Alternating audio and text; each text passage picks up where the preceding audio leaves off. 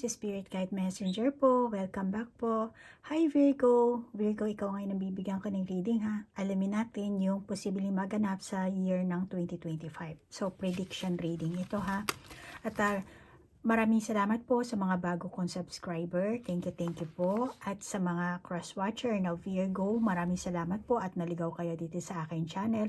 At ang pagkaligaw nyo po dito, hindi po yan by accident. Malamang dinala kayo ng inyong gabay para makakuha kayo ng mensahe at magkaroon kayo ng bagong pananaw. Okay? So, Virgo, ang channel ko na andito ito para suportahan kayo. Mahatiran kayo ng mensahe. Nang sa ganun, maisaayos nyo ang inyong buhay, kabuhayan, relasyon nyo sa inyong pamilya, anak, or sa inyong coworker, sa inyong kapitbahay. Okay, Virgo?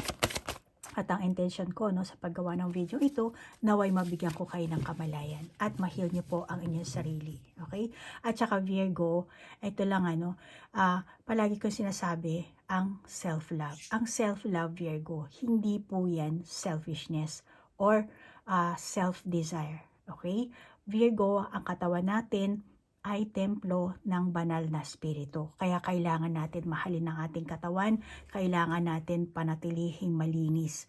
Alisin natin yung yung mga bad habits natin, yung mga addiction natin, yung mga pagnanasa natin. Okay?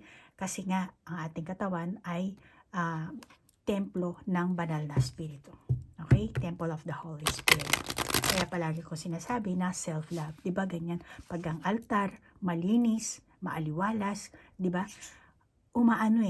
Pumupunta ang banal na espiritu sa ating altar. Ganon din ang ating katawan. Kapag malinis ang ating katawan, malinis ang ating pag-iisip, meron tayong positive thoughts, positive thinking, positive vibes, naninirahan ang banal na espiritu.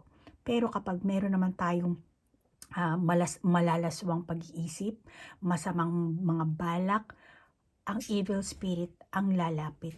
Ganun po yan. Okay? Sa hindi nakakaalam. Okay? So, Virgo, alamin na natin ang love life mo this coming 2025. Prediction.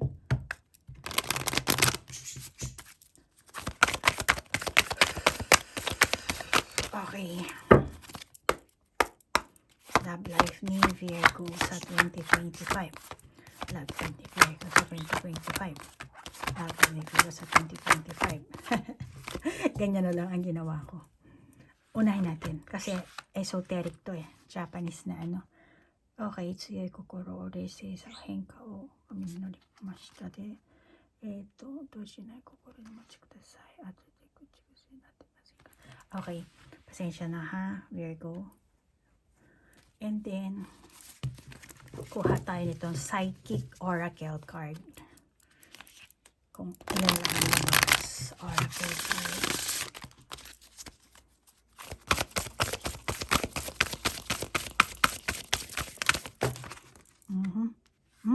Nurturing thyself. Panloob na kasiyahan ko. Panloob na, meron pala nalaglag. Ayun na. Hindi paloob. Panloob na kaligayahan, kasiyahan, energy scanning. Okay, may wave dito Sorry ha. Pag hawak ko nito, naramdaman ko yung vibration, kaya pinalakpak ko yung kamay ko. Ganun kasi yan. Pasensya na ha, Virgo. So, nakakita ko ang panloob na inner happiness, katuparan, mga pangarap na matutupad dito. Okay? Pero, masasabi ko na actually overall to overall na energy mo to this coming 2025. So, contentment at saka emotional satisfaction. Kung may asawa ka na, may pamilya ka na din, yun, sa inyong family.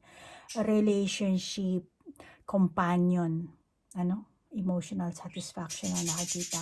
Malamang na dahil na rin sa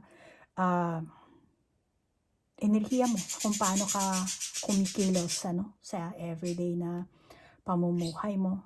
Ano, nakakita ko ang estado ng freedom, kaginhawahan, ano, pagkakaisa. Maring this 2024, meron kayong pagtatalo, hindi kayo nagkakaintindihan, pero 2025, may pagkakaisa, kapayapaan, pagmamahalan, ano. Magkaroon man kayo ng pagtatalo, tingin ko, merong magbibigay sa inyo ng advice, tuturuan kayo para, kumbaga, may taga-awat. Uy, tika lang. May magaganon sa inyo. Kaya naman, masasabi ko na take a moment, ano, kapag nakaramdam ka ng pagkainis, na stress, meron kang narinig, kung ano man yan, ano, huwag ka munang agad mag-react, ano, pakiramdaman mo muna ang sitwasyon, pakiramdaman mo muna ang karelasyon mo, ano, take a moment, then mag-reflect ka, pag-aralan mo, suriin mo, tumingin ka sa paligid mo, at tingin ko yung iba sa inyo, no, marami kayong dapat na pagpasalamatan. Ano, marami kayong blessings this 2024 and sa coming year ng 2025. May mga blessings na darating. Pero, kailangan maramdaman mo kung ano yung blessings na yan na binibigay sa iyo ng universe. Ano? Kasi pag hindi mo alam yan, lalayo ang inyong pagsasama. Ano? Hindi mo alam, meron palang blessings na binibigay sa iyo na malamang yung iba sa inyo, gagana pa rin yung pagiging negative thinking nyo, yung negative habits nyo, ano? Kaya, ayun, yung sword, may sword dito, ano? So, hindi mo na kailangang mag-isip ng masama this year. Kasi, bibigyan ka na ng Panginoon ng blessings, kapayapaan, abundance, kasaganaan, pagkakaisa. Kaya, ang kailangan mo lang gawin dito, 2025, mag-observe ka. Scanning ang nakalagay. So, kailangan pakiramdaman mo, tumingin ka sa paligid. At, syempre, huwag mo kakalimutan na magpasalamat. Pasalamat sa lahat ng blessings. Salamat sa lahat ng kaganapan na nangyayari sa buhay mo. Okay? Whether it's negative or positive, still be thankful. Kasi, kung positive, yes, masaya. Kung negative naman, isipin mo na lang, para mag-grow ako. Para, mag-mature ako. Ganon, para mag-nurture ka. Yan ang isipin mo. Kaya, always be thankful and grateful sa lahat ng mga nagaganap sa buhay mo. Okay? Whether it's negative or positive. Also, commit yourself, Virgo? Kung ano mang relasyon ang papasukan mo. Mag-asawa man kayo o hindi. Kung ano man gender ng karelasyon mo, kailangan pag pumasok ka sa isang relasyon, commit mo, dedicate, and take a next steps. At dapat, kailangan, kung papasok ka sa isang relasyon, kung magmamahal ka ng isang tao, hanapin mo yung long term na stability sa isang samahan. Huwag yung panandalian lang. Huwag yung dahil meron kang hinahangad. Dahil gusto mo lang ito, gusto mo yun. Dahil lang sa init. Huwag. Yan ang pagkakaiwas-iwasan mo. Hindi lang sa 2025. Hindi ko alam kung ilang taong kang Virgo, pero sa buhay mo, yan lang ang pagkaiwasan mo. For example, baka kipagrelasyon ka dahil gusto mo lang ng pera, dahil may regalo, may maano ka. No, hindi ganyan ang relasyon. Kahit nasabihin mo naghihirap ka, kailangan mong, huwag mong isang laang kaluluwa mo. Okay?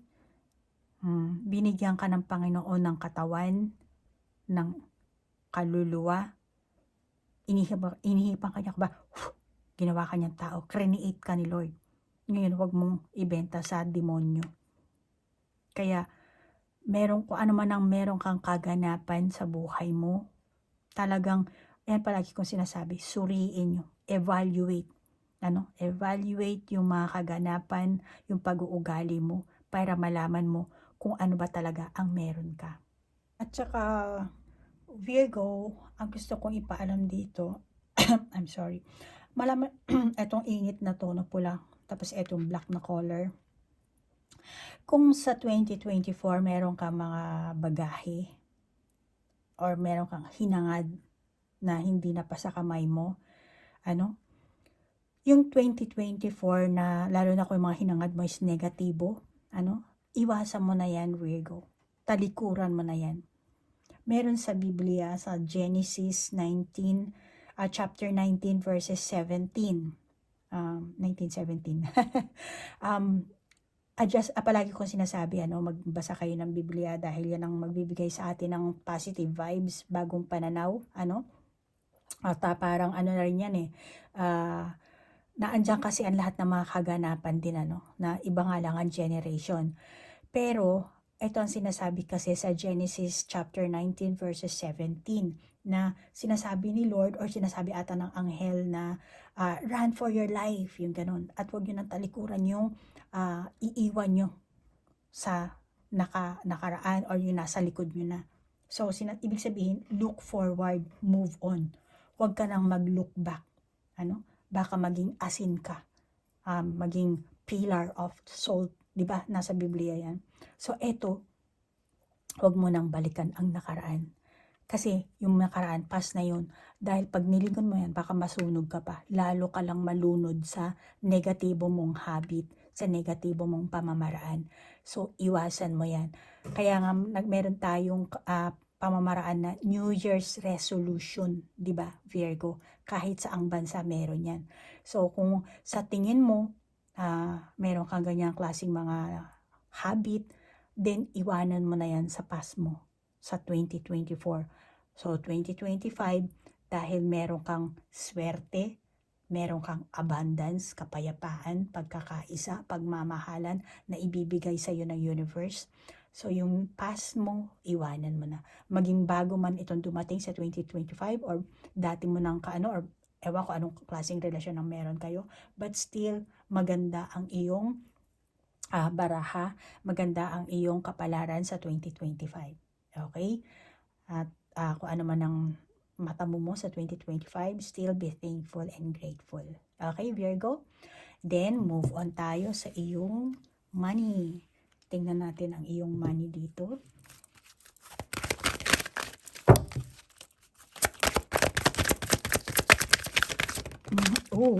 Teka lang.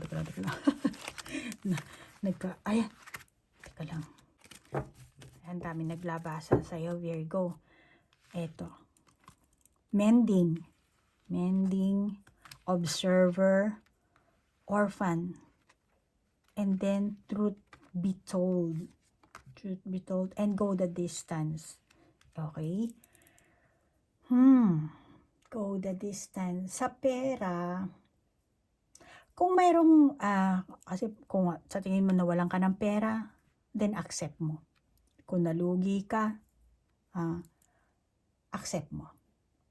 Kung hindi ka binayaran, tanggapin mo na lang. Okay? Alam mo, meron kang ginawa na kaya ka nalugi, kaya ka hindi binayaran, kaya nawala ang pera mo. Tingin ko, kasi ang mensahe sa'yo ng baraha, it's okay. Kasi may panibagong magbubukas sa iyong magandang buhay, 2025. Kailangan mong i-grab nga lang yan. So, makakaranas ka ng kaluwagan kung nawalan ka ng pera, hindi ka binayaran. It's okay. Hindi mo na siyang kailangan habulin pa or sunggaban, awayin. Pabayaan mo na lang yon kung sino man yung hindi nagbayad sa'yo ng abuso sa'yo. Dahil merong darating, may bagong darating na swerte para sa'yo, ibibigay ng universe. Kaya, muli ka makakaipon, may papasok na pera sa'yo. Tingin ko naman magiging secured ang pananalapi mo. At kung sa past na nakaranasan mo, talagang dismaya. Pakiramdaman mo na lang, obserbahan mo kung bakit, or suriin mo, bakit naging ganun, nawalan ako ng pera, bakit hindi ako binayaran. Maging ka na lang, observer. Pero huwag kang maging absorber. Okay? Basta isipin mo na, lagay mo sa isipan mo na this 2025, naloko ka, hindi ka binayaran, but still, may papasok pa rin sa yung pera. Okay? marirelief ka kung ano man ang problema ang meron ka. Kung masyado kang hapong-hapo, alalang-alala ka, wala akong pera, wala akong panggastos, wala akong pambayad, may papasok, may tutulong, ano, tagumpayan nakakita ko sa pera mo. At saka, huwag kang mag-ano na hindi ikaw ang nang agrabyado ng tao. Ikaw ang inagrabyado. Kaya wala sa iyo ang karma. Okay, Virgo? Tingin ko mabuti kang Virgo. Matulungin ka, bukas palad ka, bukas ang puso mo dito. Ano, itong bintana. At ewan ko sinong tinutulungan mo para kung anong tinutulong mo dito sa mga tao. But still, ang sinasabi sa iyo ng baraha, merong kang kasaganaan, merong at yung naitutulong mo, hindi man nasuklian na katulad ng inaasahan mo, puriin mo na lang ang sarili mo. Huwag kang madismaya. Puriin mo, nakatulong ako. Okay lang na hindi nila ako bayaran, okay lang na linlangan nila ako, lokohin nila ako. Basta ako, nakatulong ako sa kanila hanggat kaya ko, na ibigay ko. Ganun na lang ang isipin mo. Okay, Virgo? Para hindi ka masyadong ma-stress. At hindi mo kasi alam ang iniisip din ng ibang tao. Malamang na nagtitiwala kang Virgo. Madali ka sigurong magtiwala. Move on tayo sa career mo. Ano bang mangyayari sa career mo, Virgo, this coming 2025? Silipin natin kung anong posibleng magaganap sa iyong career.